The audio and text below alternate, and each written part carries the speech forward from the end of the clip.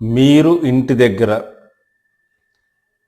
Homeworks చేయడానికి, worksheets complete చేయడానికి, మళ్ళీ నెక్స్ట్ డే ఎగ్జామ్స్ ఉన్న, టెస్ట్ ఉన్న వాటి ప్రిపేర్ అవ్వడానికి మాత్రమే టైం కేటాయించి మీరు లెసన్స్ ఏ రోజు లెసన్ ఆ రోజు చదవకపోతే, దాన్ని అవాయిడ్ చేస్తూ ఉంటే, ఫస్ట్ మీకు క్లాస్ రూమ్లో అనవసరమైన ఆలోచనలు రావడానికి ఛాన్సెస్ ఉంటాయి.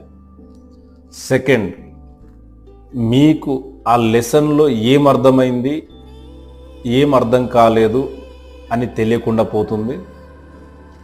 తీరా ఎగ్జామ్స్ వచ్చే టయానికి అప్పుడు చదువుదామని కూర్చుంటే అర్థం కాని లెసన్ని ఎక్స్ప్లెనేషన్ చేయడానికి ఎవ్వరూ ఉండరు. అప్పుడు తప్పక మీరు బట్టి నేర్చుకోవాల్సిన పరిస్థితి వస్తుంది.